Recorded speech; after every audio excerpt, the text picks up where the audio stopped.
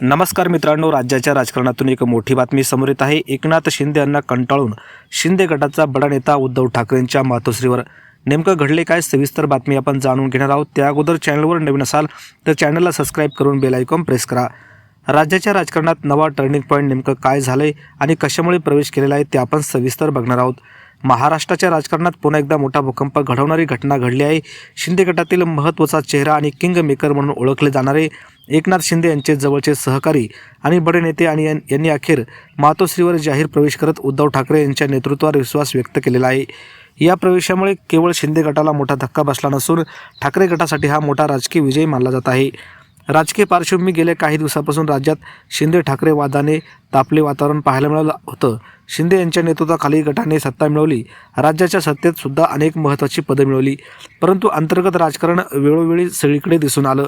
काही तर संघटनात्मक पातळीवर ठाकरे गटाची पकड मजबूत असल्याचं वेळोवेळी दिसून आले आहे। शिंदे गटाचे किंगमेकर म्हणून अनेक वेळा शिंदेसोबत दिसलेले संजय कदम यांचा निर्णय हा उद्धव ठाकरेंना महत्त्वाचा वाटला। उद्धव ठाकरेंनी त्यांच्या पक्षप्रवेशास ग्रीन सिग्नल दाखवत त्यांचा जाहीर प्रवेश करून घेतला। कदम हे शिंदे गटातील एक प्रभावी आणि संघटनात्मक ताकद असलेले नेते मानले जातात। अनेक आमदार आणि कार्यकर्त्यांना एकत्र ठेवण्याची क्षमता त्यांच्यात असल्यामुळे त्यांना किंगमेकर म्हणून ओळख मिळाली। गुवाहाटीमधील बंडाच्या काळातही त्यांनी महत्त्वाची भूमिका बजावली होती। त्या काळात त्यांच्यावर मोठ्या जबाबदाऱ्या सोपवण्यात आल्या होत्या। अंतर्गत राजकारणाला वैतागून मिळालेल्या माहितीनुसार शिंदे गटातील अंतर्गत अनेक वेळेस राजकारण सुरू आहे।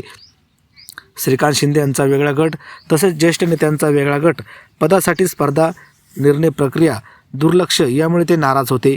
अनेकदा त्यांनी आपली नाराजी व्यक्त केली, मात्र परिस्थितीत कोणताही बदल न झाल्याने त्यांनी अखेर कठोर निर्णय घेतला आणि सांगितले की मी अनेक वर्षे शिवसेनेत काम केलं। बाळासाहेब ठाकरेंपासून आजपर्यंत मी शिवसेनेत होतो। एकनाथ शिंदे यांच्यासोबत गेलो, मात्र त्यांचा तो गट आहे तो मूळ विचारापासून दूर गेलेला दिसत आहे। बाळासाहेब ठाकरे आणि आनंद दिघे यांचं नाव घेऊन ते राजकारण करत आहेत, परंतु भाजपचा त्यांच्यावर पूर्ण कंट्रोल आहे। त्यामुळे मी पुन्हा माझ्या मूळ विचारांकडे परतण्याचा निर्णय घेतला।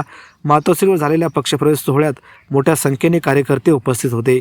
कदम यांच्यासोबत हजारो कार्यकर्त्यांनी सुद्धा ठाकरे गटात पुन्हा प्रवेश केला आहे। यावर तुम्हाला काय वाटतं मित्रांनो? तुमच्या प्रतिक्रिया कमेंट बॉक्समध्ये नक्की व्यक्त करा। धन्यवाद। जय महाराष्ट्र।